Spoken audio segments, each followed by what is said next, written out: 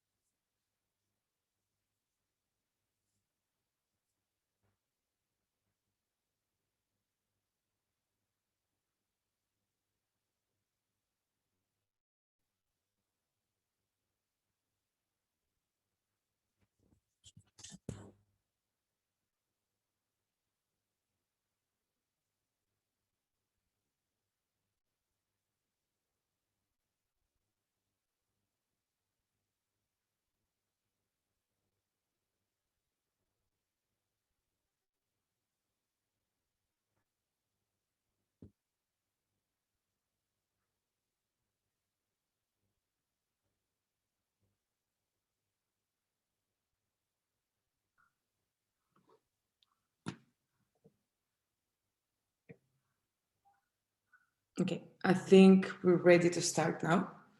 So hi everyone, welcome to Climate Exchange. For those of you who are joining us today for the first time, let me just quickly introduce ourselves. We are a new association created by Imperial College students, and our aim is to trigger and develop students' curiosity on specific climate change topics. So we usually organize one event per week, more or less, and we organize also debates with guest speakers on different topics. We had some guest speakers talking about energy, carbon capture and storage, or just sustainability as a whole. Today, we would like to welcome Guillaume Pitron.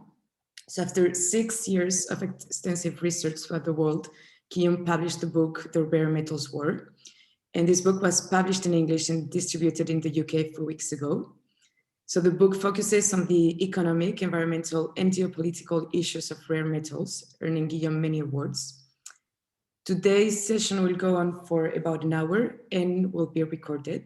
So we will start with Guillaume giving a presentation on the topic, and then we will use the rest of the session for Q&A. So please don't hesitate to send your questions on the chat throughout the session, and then we will make sure to follow up on them during the Q&A. So thank you for being here, Guillaume. The floor is yours. My pleasure. Thank you very much, Celia. Thank you, everyone, for being here. I see there are 55 people. That's wonderful. I was contacted by Celia a couple of weeks ago because Celia told me that in her master's on climate change and finance, the topic of rare metals was not that much addressed. And she thought it was important to bring and to shed a different light on what we would call green technologies and what we would call green finance. So I'd be happy to talk for half an hour, and then I'd be very happy to receive any questions you may have and to discuss together. I am a journalist, I am a reporter, I am a documentary maker. I've been doing this job for 13 years. And 10 years ago, I came across this issue of rare metals, and that is a fascinating topic. And I traveled, as Celia said, for 6 years around the world, wrote a book in 2018 in France, published in 8 countries, including in the UK, in the United States, and Australia. And here we are. I'm going to share the screen, and you're going to see me on the start of the screen. I'm going to share with you a PowerPoint that will be much easier to get myself understood. And let's start for a bit less than half an hour. I think it works this way. So this is a book I've been talking about, the Rare Metals War, which has just published in the UK. Basically, I want to start with a wonderful event that happened in 2015 in Paris, in the north of Paris. You remember that maybe that moment there was a COP21, and we came up with the Paris agreements with almost 200 countries signing first global climate binding, I say binding within brackets, but agreement on climate change. And the very idea of this agreement is to basically do away with fossil fuels and turn to green technologies in order to stabilize climate change. We want to make sure that by the end of the century, the climate change will not be more than 2 degrees, 1.5 degrees, 2 degrees. But for that, we've got to do away with oil, we've got to do away with coal, and we've got to turn to green technologies. The thing is, when you want to manufacture green technologies, you need some specific resources to make these green technologies possible. And these resources are called strategic metals, critical metals, or rare metals. And forgive me if some of these words are in French, but basically you find in this cloud of words a lot of these what's so-called rare metals, because they are much more rare in the Earth's crust than the base metals such as iron and copper and iron and aluminium, for example. So you find metals which are everywhere on Earth, but in a mine you find very few quantities of them, and this is why we call them rare.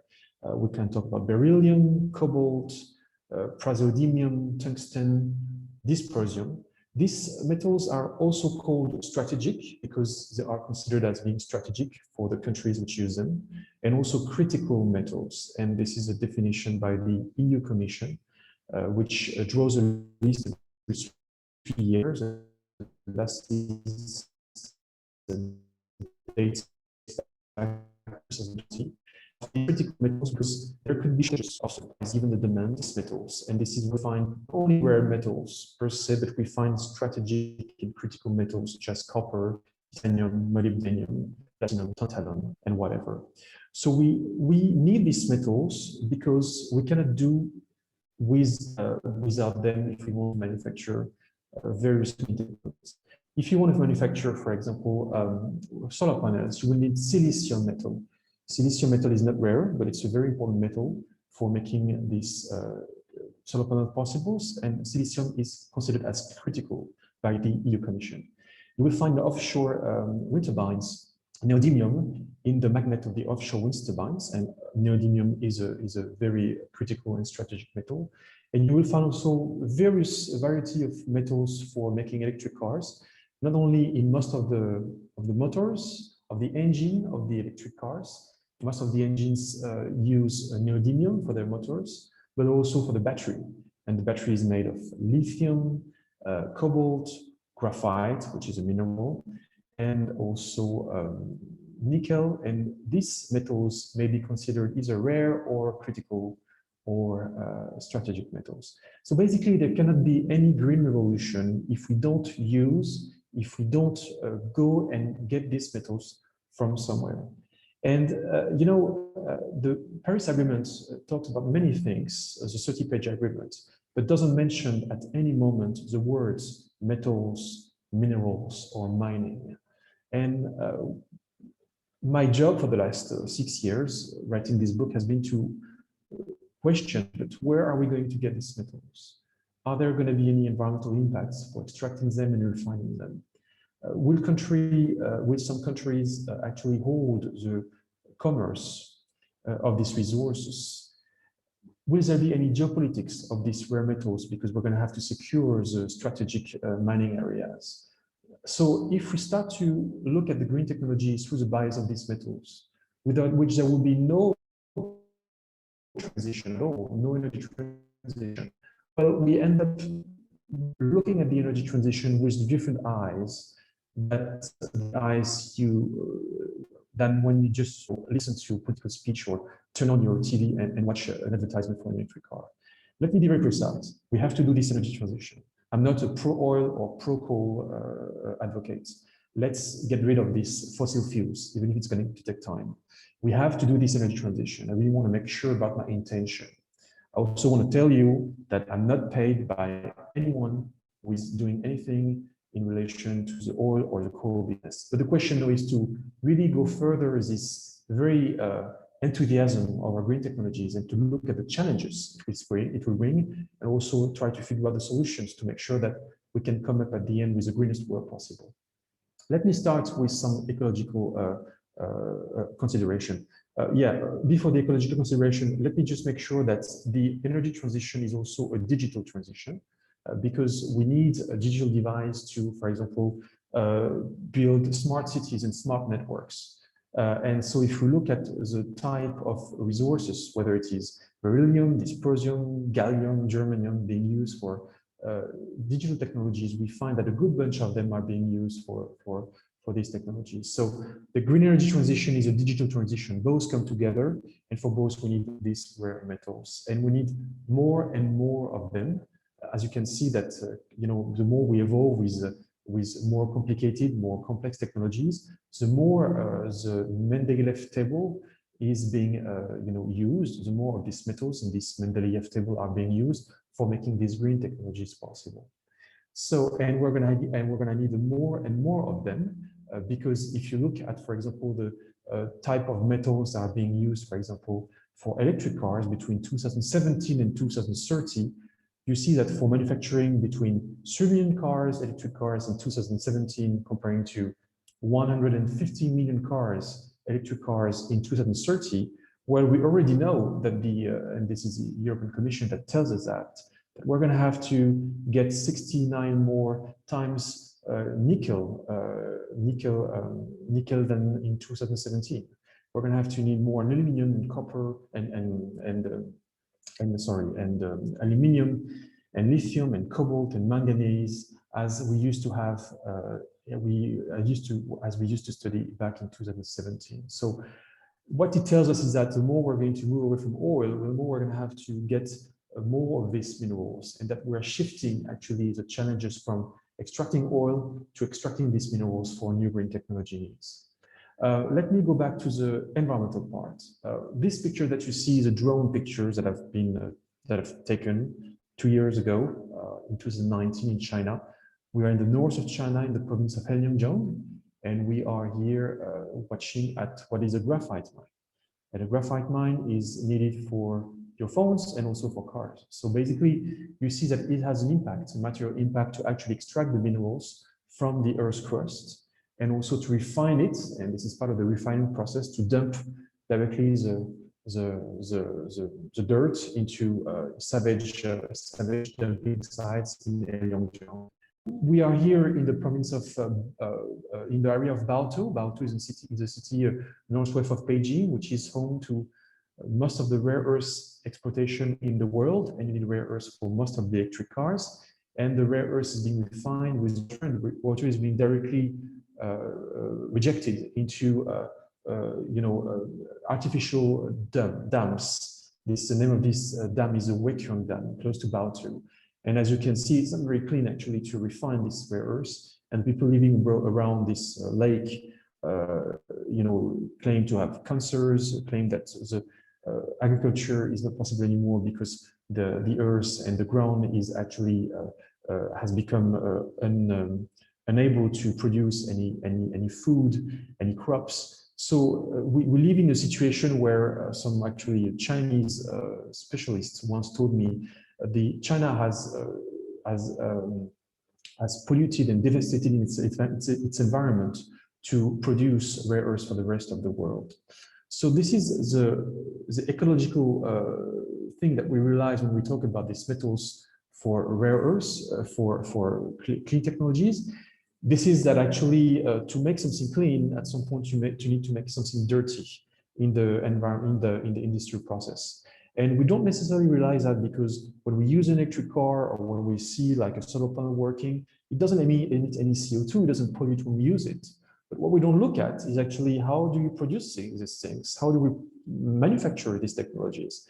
And this is where it becomes much more tricky, and that we realize that for making something clean at the end product is you need to actually have a dirty environment process at the beginning of the process. And this is something we're not aware of because all these mining technologies, all these mining facilities are actually being situated far away from Western countries and mostly in developing world. It's very hard to recycle these products. As you can see, vanadium gets fairly well recycled, but when we move to light rare earths, LREE, or heavy rare earths, or natural graphite, germanium, barite, and whatever, where we end up almost non-recycling them. And why is that? It's because these metals are being mixed with other metals in a technology. This is what we call a new alloy, for example, an alloy of several metals being mixed to each other. And actually, you hardly separate them and go back to the pure product. Separating these alloys is actually a nightmare, and it's very costly. And it's much easier and much less costly to actually go back to the mine and go back with new vanadium, just fresh from the mine, or new tungsten, fresh from the mine. So the difficulty is actually to recycle these products. So as you can see, when you talk about green technologies, it's really, actually, I guess, not fair to talk about clean technologies because obviously there is an environmental impact. The thing is, we used to have these metals extracted by Western countries a couple of decades ago. The Western world was actually producing rare earths for the rest of the world.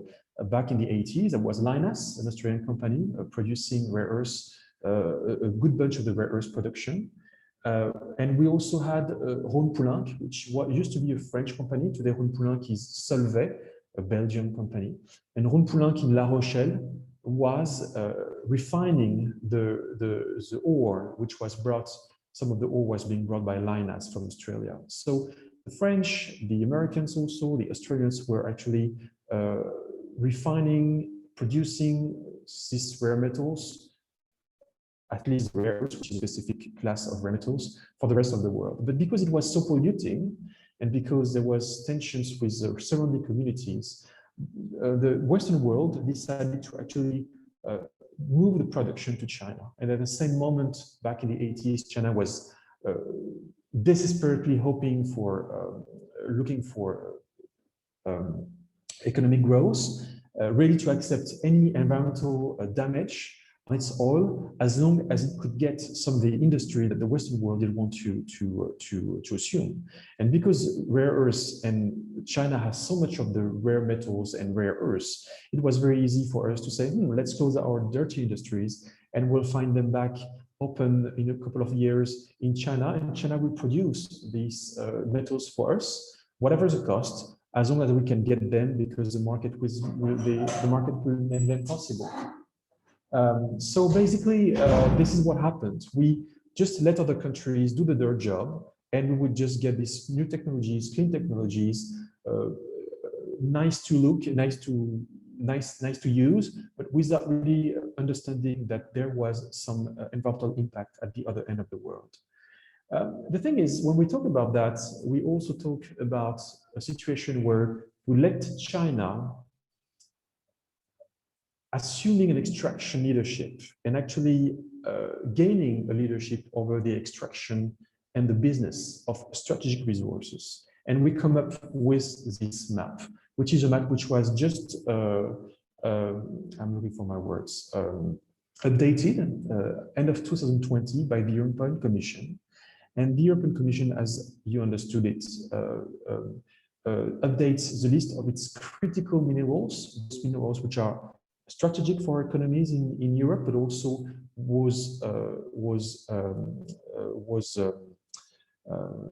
but which could somehow be lacking for our needs, because there is a tension between the supply and the demand. So there could be some lacks of these metals. And basically what we discover is that there are countries which actually hold a good bunch of the production of these strategic metals, whether it is USA for beryllium, whether it is Brazil for niobium, whether it is the Democratic Republic of Congo for cobalt and tantalum, South Africa.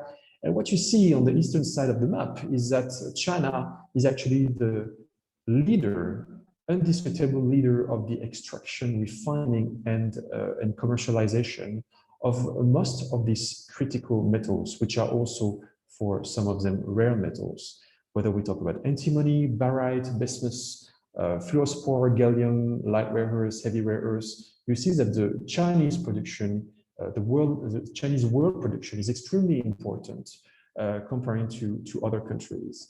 And that actually we are in a situation where we are actually dependent upon Chinese supplies for making our green technologies possible. And that brings a question. Are we sure that we're going to have enough of these resources? And are we sure that China will actually supply to the European Western companies enough of these resources for us to be actually able to make our green technologies manufactured on our territories? And this is where it gets tricky, because as you see today, China produces 62% of the world batteries for electric cars, world EV batteries.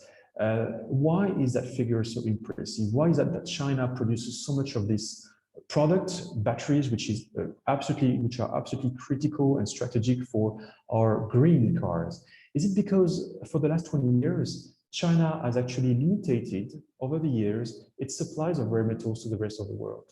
And China said, you know, I need these resources for myself, for my own needs, and I'm going to use these resources for my own industries. And if you guys in Europe or in the United States or wherever in the world want to have actually this resource, well, you're not going to have them, because I'm going to keep them to myself. I don't care about the WTO, by the way. But what you can do is come to China, relocate your industries, and you're going to have an unlimited access to these resources, but as long as you relocate your industries to China. And we relocated our industries to China for many reasons for the last decades, but notably because we needed these resources. And this is why, actually, at the end, we end up with all the industries using these rare metals, critical metals, ending up actually in China for producing not only the metals, but the added value product out of the metal. And China doesn't want to sell the raw material product for nothing. China wants to sell actually the end product for a lot of money with the metals already inside. But all the processing, the transformation chain after the mining is more and more concentrated in China. And that makes China not only the world leader in the extraction of rare metals, but also a world leader in the production of green technologies. We're going to need more and more of these resources for the next decades. The OECD told us in 2019 that our annual needs for resource in general will be more than doubling, multiplied by 2.5 in 2060 comparing to 2011. So because of globalization, because the developing world is increasing its economic growth, we're going to have to extract more and more agricultural products, energy resources, and also metal products. Interestingly enough, when you look at the needs for specific products for actually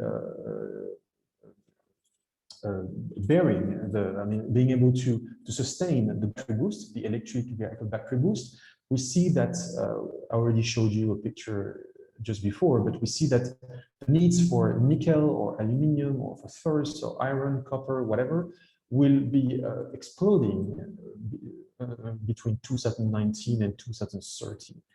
Same with this figure, actually, it's a different way of looking at things, but that the needs in tons for different products such as nickel, cobalt, lithium, which are very much used for electric vehicle batteries, will also be exploding over the years. So that brings the question actually of, will we have sufficient of these resources, enough of these resources in the future?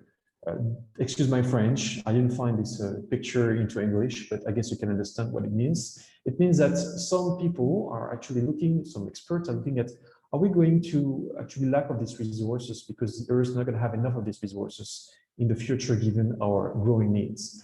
And as you see, it depends on resources, depends on metals. As you can see some figures, it can be very impressive to see that actually we might just lack of these resources, whether it is antimony, tin, lead, gold, zinc over in the short future. Actually, this figure is true and not true at the same time, because the more we consume, the more our extraction technologies evolve. And that means that if we see each other again, let's say in 20 years, we're going to have the same figures in front of our eyes. Same figures because in the meantime, the technologies for extracting the resources will have progressed. And so it's been 40 years since we are lacking oil. And it's going to be in the next 40 years, we're going to, make a race between this lack of resources and our technology evolutions, technology progress, so that actually we will not lack such resources. So I don't think that there will be any problem, geologically speaking, for actually extracting these resources. The question are not geological. There can be other kinds of problems that we can talk about. It can be social problems. It can be legal problems for opening a mine. It can be energetic problems for actually bringing electricity to a mining area. But it's not the lack of resources per se, which will impair the energy transition. And actually, if you look at the world, Earth, which is a specific class of rare metals, are, you can see that this map shows you that actually we can find rare earths everywhere in the world. Most of the production is concentrated today in China, but if we want to open mines anywhere else in the world, it's possible. It's difficult to open a mine. It takes time. It can take 10 years to open a mine because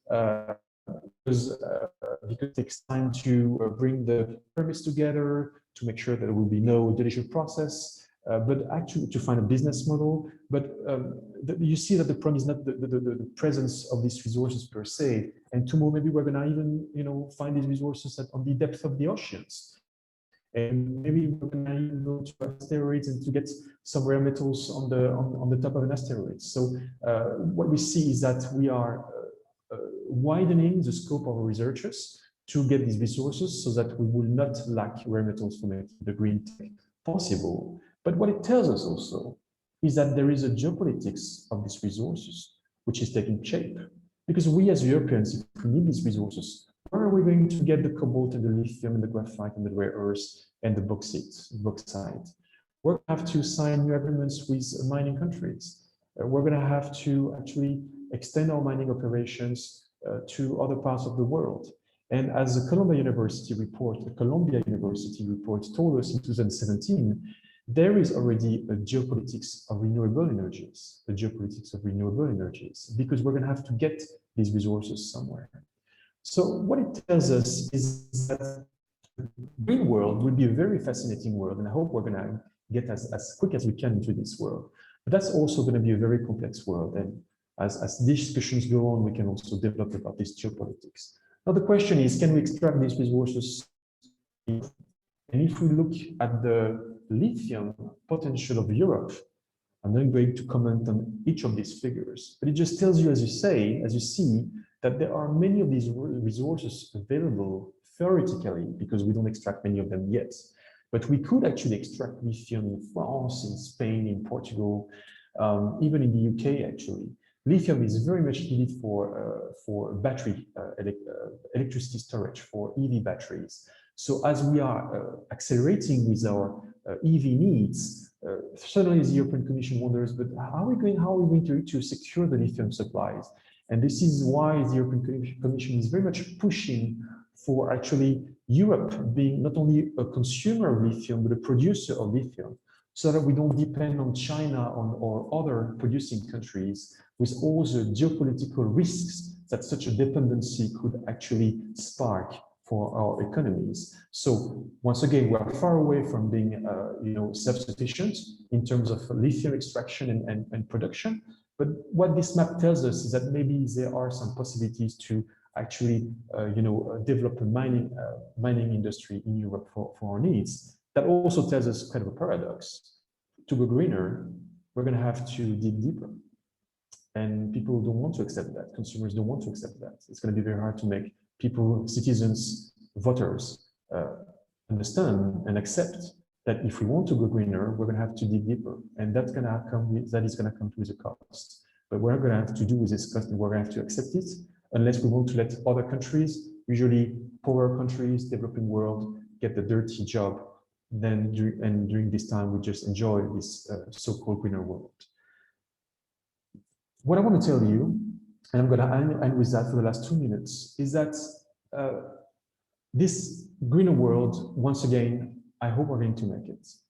I hope we're going to make it, but that is going to spark lots of new challenges that we had not thought about. And certainly in the finance world, when we talk about socially responsible investments, for example, we think that, the moment we, move our assets from an oil company to a green tech company, well, we're doing the job. And actually what I try to explain you, because you are students specifically looking at these issues and you're going to work tomorrow in this specific sector, is that it's not because you turn suddenly your investments to green technology companies that you become automatically the best citizen and the best investor in the world and a green investor. It's much more tricky than that, actually, to believe that by just turning from one company to another, you're going to make the world just better. If you want to make the world just better, the way you look at your investment opportunities, you're going to have to look at much more criteria than just the question whether it is green tech or non-green tech. You're going to have to look at circular economy. Circular economy is very interesting because it is the upper level of green technologies. Circular economy, it's 7 pillars that oblige you to look at all the process, all the life cycle of the technology, from the raw materials on the top left of the screen to the recycling. But in the meantime, you have to look at how green technology is designed. If you can make an eco design of the technology to facilitate the recycling, you have to look at the extraction to make sure that this extraction is fair, respects environmental regulations. Human that the raw material extracting process respects also social rights conditions. You will have to look at how the production of the technology itself is being done in a fair way. You're going to have to figure out if these technologies are actually made for being repaired and reused, or if it's just not possible because there is what we call a marketing strategy of obsolescence. So you're going to have to look at many more criteria than the simple fact of looking at whether a technology uses coal or doesn't use coal, uses oil or doesn't use oil. You're going to have to look at all these criteria that are actually contained in what we call the circular economy. This is certainly the energy transition 2.0 step we are looking at today in order to make sure that we're going to have the energy transition that we dream to have. Thank you very much, and I'm available for all your questions. Thank you, Guillaume. So I'm going to start with Brian. Brian, you have a question? Do you want to unmute?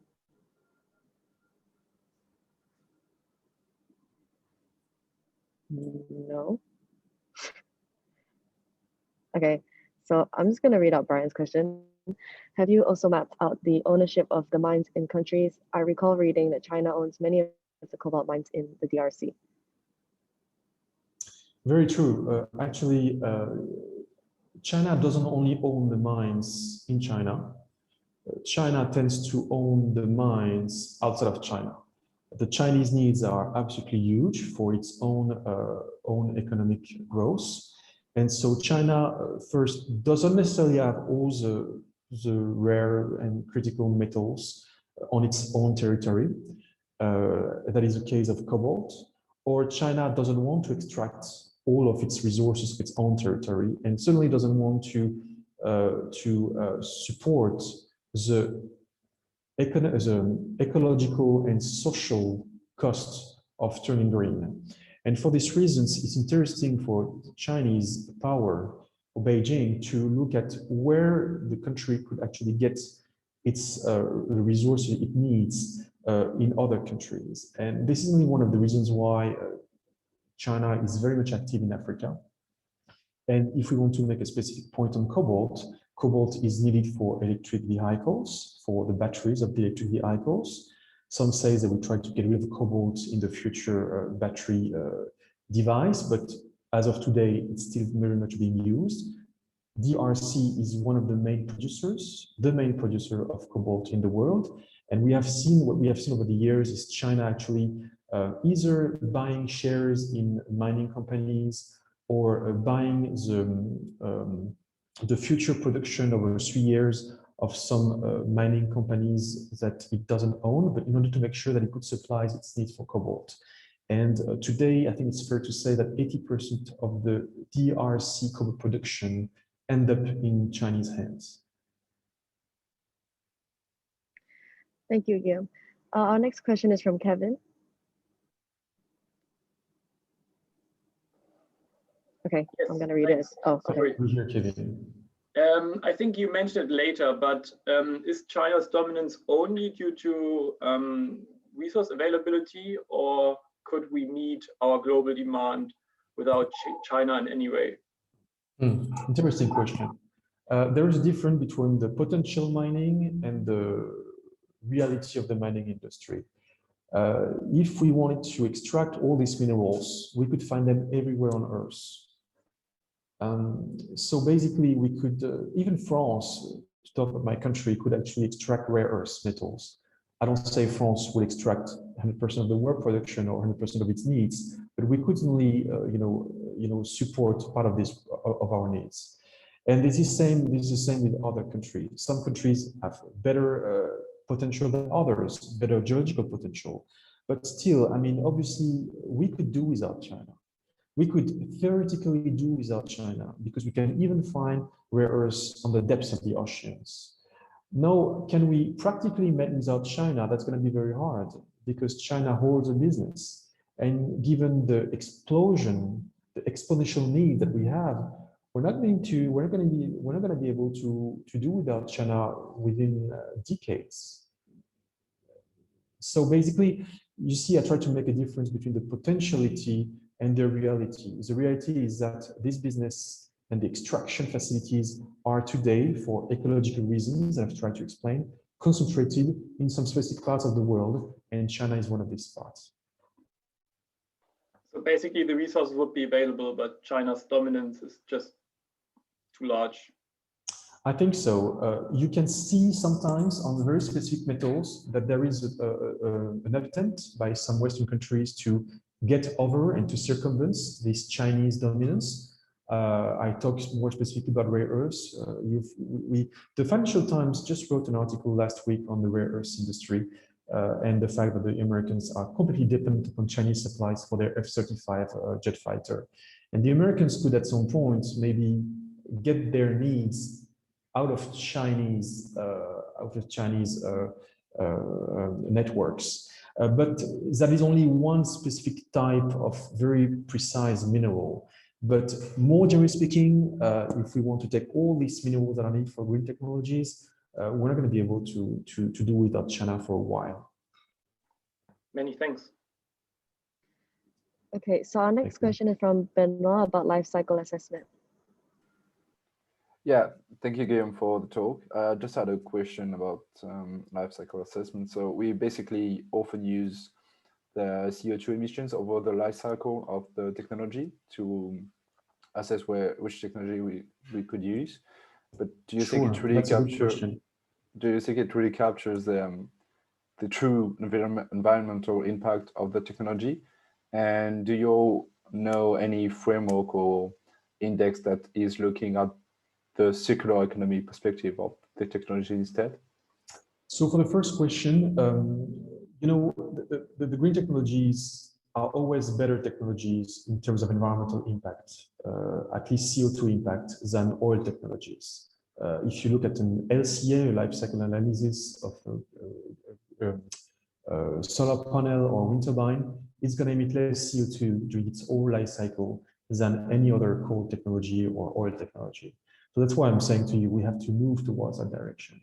I think the material impacts of extracting more of these resources for making this green world possible are not very well understood. And we don't understand that making a low carbon world doesn't mean that we're going to make a low resource world. And the more we're going to get low carbon, the more we're going to get high resource. And that doesn't mean that the LCA doesn't make, in terms notably of CO2 emission, these green technologies much better. But we're obviously shifting one problem with another. And we're going to have to deal in a couple of decades with all these mineral issues and its impact that we have created by making more, by digging more in the ground. For the second question, I don't have the answer to your second question. You have a circular economy. How do you say? Sorry, I'm trying to look for the words in English. Boards in order to figure out how you can respect a circular economy. Sorry, I cannot really answer this question. It's very difficult to assess to what extent circular economy is respected for a company.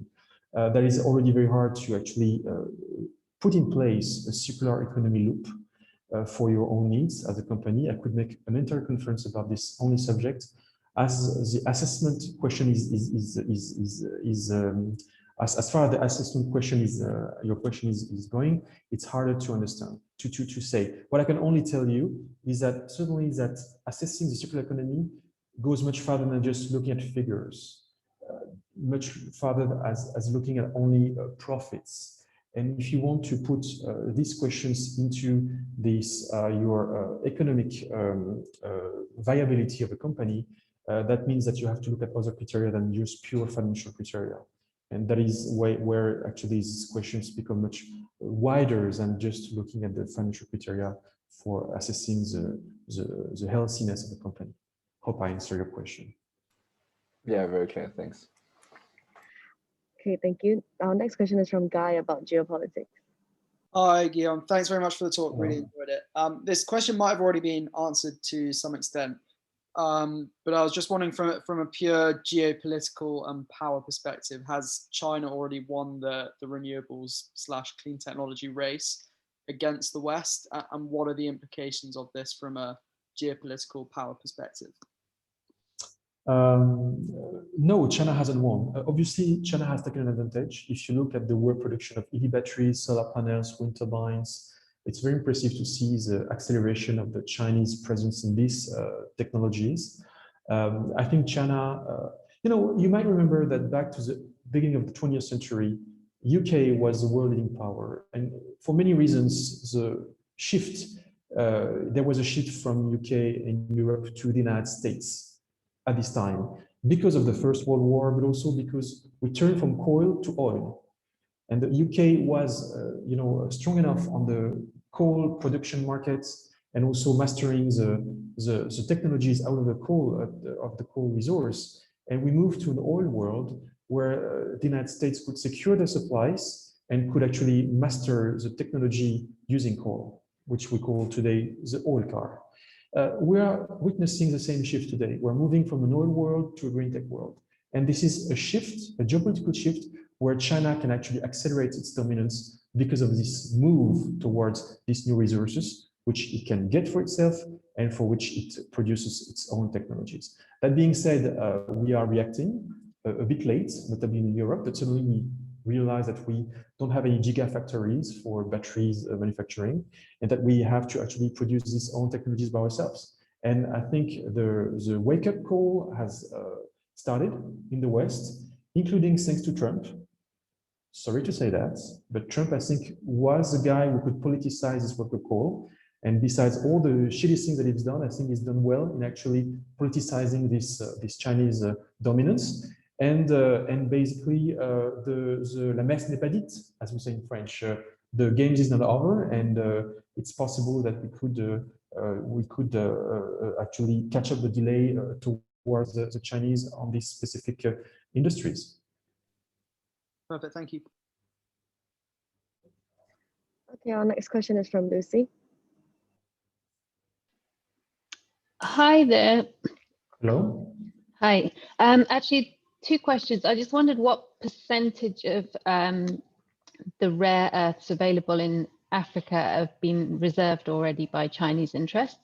And then the second is an upcoming social issue due to incorporating these potentially toxic and less stable materials into everyday items. And have we done enough hazard evaluation on the long-term impacts of that? The first question, I would say 100%. Sorry, 100%? Yeah, I think all of the rare earth extraction in Africa today is basically ending up in the hands of Chinese interests. And you think that those interests are secure?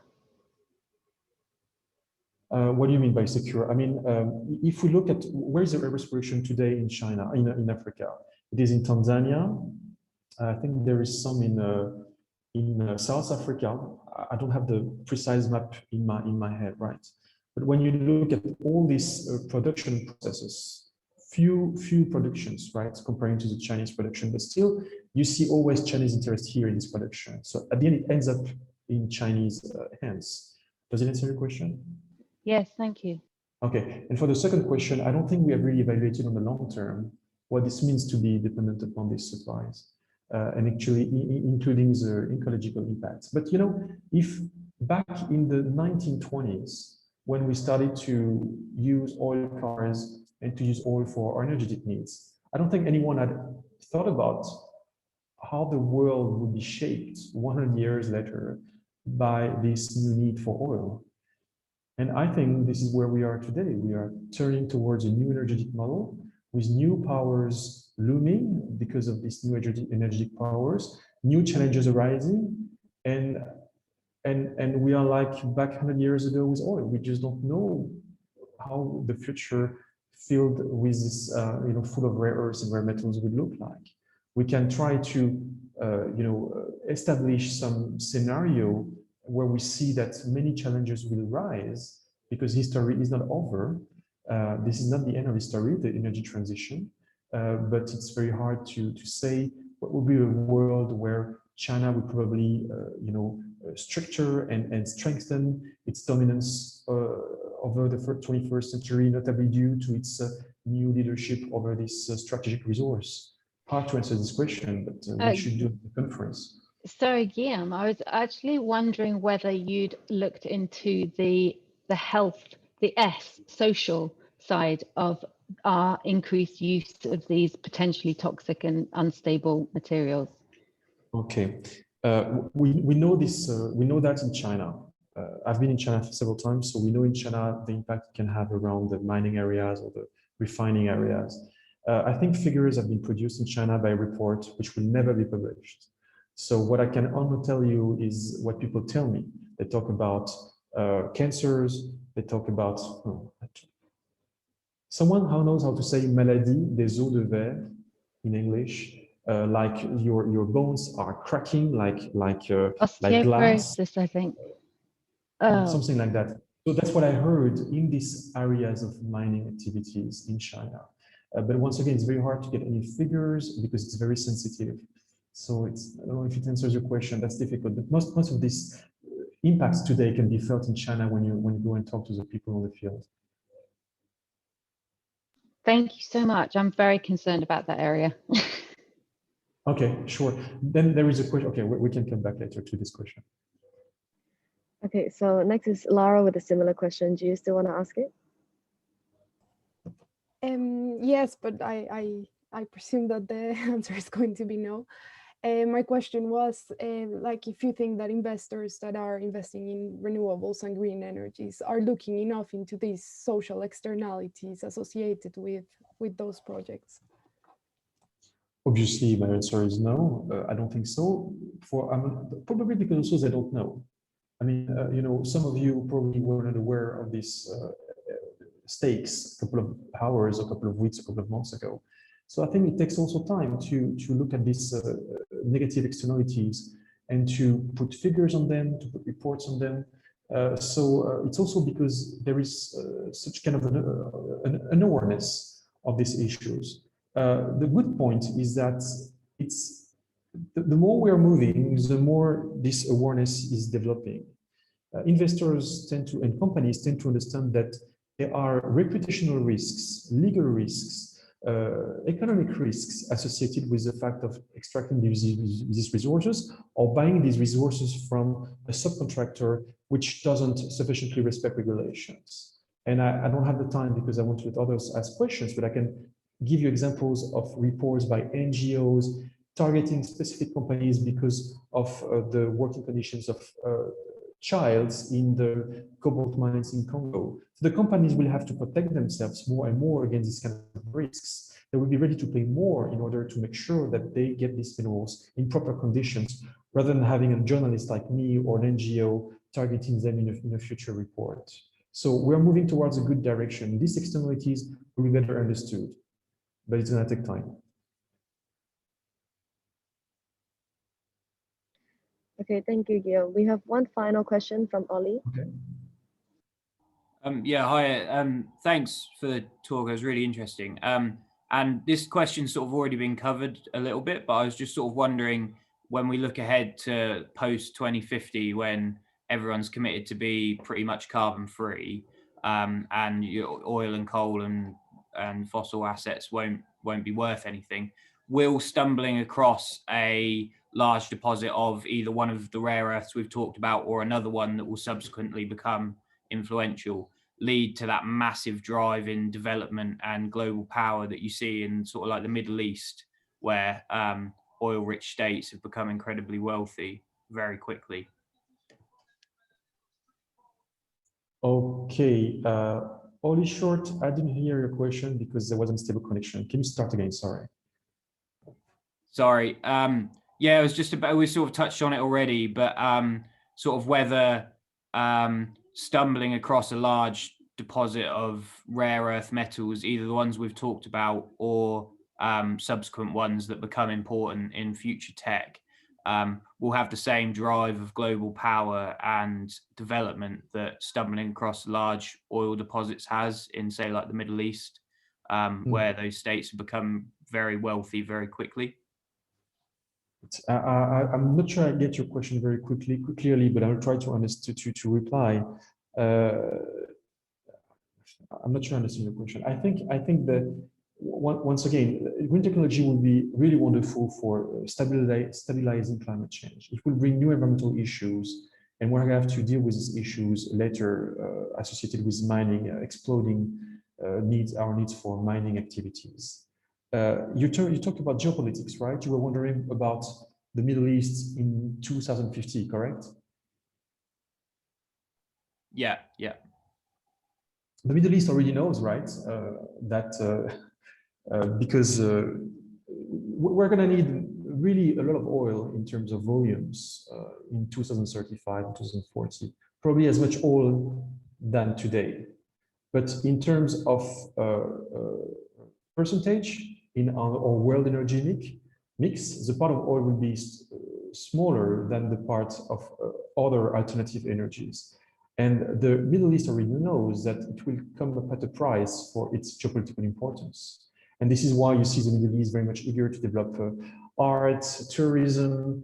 I can multiply examples of, plans, economic plans, even in Saudi Arabia, for example, towards remodeling the economic equilibriums of these countries in order to be less dependent on oil and to diversify their portfolio of activities. But that will come up for sure with a shift towards to new areas, new mining countries, which could become the next Saudi Arabia's of rare metals. And China could be one of these countries, but also, for example, Indonesia, which is, a country with so much potential for geological, for mining activities. That could be, some European countries, such as France, for example, because we have a very strong maritime areas. And in these maritime areas, notably in the Pacific, there are some rare earths in polymetallic nodules. So that could make tomorrow, thanks to or due to extraction of these metals in the ocean's floor, that could make some European countries with important maritime zones, important mining countries and geopolitical powers. Sorry, it's very difficult to figure that out after 30 or 40 years. I don't want to be too vague, but obviously there will be a shift, yes. Excellent, thank you. That's interesting. Thank you. Our next question is from Celia.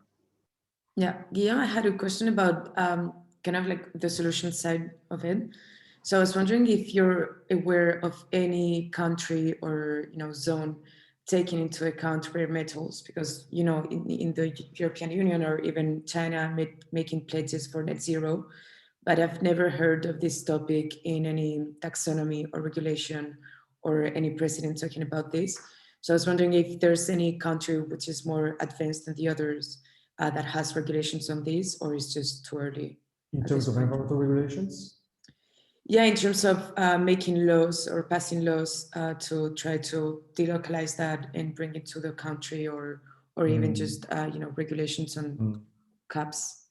Okay, the United States probably is leading in terms of wake-up call, because some of these metals are needed for security industries, defense industries, and that has become a real political subject over the Trump administration, because Trump didn't want to be dependent upon rare earth supplies from China for, as I said, the F-35 jet.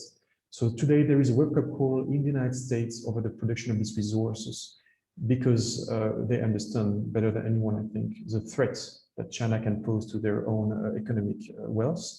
And Biden will probably also follow up with Trump on these specific issues. Biden hasn't talked that much about it yet. We may have talked a little bit about securing resources, supplies in the United States for green technologies, but at the same time, he's been very much against mining activities in the United States when he was the vice president of Obama. So what will he do? And nobody really knows what will be his take, what will be his precise views here. And I would also mention Japan. Japan is a country which doesn't want to be dependent upon Chinese supplies, and Japan could lose money as long as they can get rare earths out of China. And this is why they actually have invested in Lynas in Australia, this company, through the JobMec, which is a specific investing branch of the Japanese state, in order to sustain mining operations of rare earths in Australia for Japanese needs, so that Japan doesn't only rely upon Chinese supplies. But once again, it has to do with the specific history of Japan as a country which has no mining resource, and which goes to war when it lacks a resource. You should remember what the reason for Pearl Harbor. So basically that has also to do with the very specific Japanese history with regards to minerals and commodities supplies. I don't think Europe is really much waking up today. I think Europe is a bit late, not understanding really the stakes around that. Some interesting, Thierry Breton, the commissioner, the high commissioner for, I think it's information technologies at the European Commission, had a very interesting speech recently when he said, I think that was at the end of the year when the list of critical resources was updated, he said the times of naive European countries which would think they could rely upon other to secure their interests, this time is over. So what does it mean? Does it mean that this declaration will be followed by actions? I don't know. The COVID-19 situation is very interesting because we realized that we were lacking even masks, and these masks were coming from China. And that situation has changed our mindset over security of supplies. And no, I don't know how this is in other countries, but in Europe, we talk about sovereignty everywhere. So there is a small wake-up call going on, but it's very long. And in terms of environment, it's not really something that is important to these countries. What is important for these countries? It's geopolitics. And they will move as long as their geopolitical interests and economic interests are being at risks. But they won't really much care about the environment unless they're really pushed for such kind of thinking. Okay, makes sense, thank you. Maybe Benoit, if you want to ask the last question before we wrap up. Yeah, thank you. Maybe it will be a long question, but keep it short. Considering the geopolitical and availability challenges of rare earths, what are your views on the debate around low-tech sobriety with people like BWX and the electrified smart cities that we are probably heading to? Okay, so you're French, so I need to give a bit of context to your fellows. There is a debate in France. Once again, I don't know what is this debate, what is the shape of this debate in other countries, where are we going actually into the right direction with this technological adventure? Are we making the good choice of choosing the path of green technologies for our future? And if you are on the center of the debate, you might say that we can do with this. But if you are more radical, you want to say that actually this new technological order will bring as many problems as the past technological orders. And this is where the debate brought by an author in France, whose name is Philippe BWX, and this is a person you talked about. This debate is being brought by such a person who say, you know, if you just want to replace one technology by another, we're not going to make it. So we've got to replace high technologies by low technologies. And this is what we call low tech. And we got to come up with more simple, less complex, less material intensive, less energy intensive products, green products, technological products, digital products, in order to make it, in order to make our way of living sustainable. And I think that's a very interesting debate to follow. What it brings us, I just want to end up with that, Benoit and all the others, is that we got to do this energy transition once again. And the question is, what do we do? How do we make sure that we have a good ethical supply chain for these products? And we're going to have to work on that. And the European Union is very active on obliging countries and companies to actually make sure that they get these products in fair conditions. How will we develop recycling? How do we develop substitutes? How will we develop less energy intensive products and develop low-tech activities, technologies? These are all the questions which should be brought to the table in order to make this green tech world a sustainable world. And once again, all the questions, all the solutions are on the table. I've been in this business for 10 years, and all the solutions that we bring to the table today were already here 10 years ago.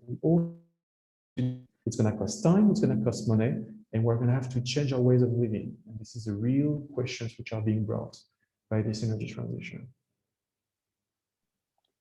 Okay, thank you, Guillaume. I think we have to wrap up now in the interest of time. But thank you for this very engaging talk. I think, you know, it's a topic that we don't get to see quite often. And yes, it was very interesting. And I hope that it gave some food for thought to everyone. Thank you all for joining us today. We'll be having another guest speaker next week. We'll send you the details. So yeah, thank you for joining and see you next time. And thank you very much for inviting me. I've been very pleased from Egypt to speak with you about this topic. Thank you, Guillaume. Bye-bye.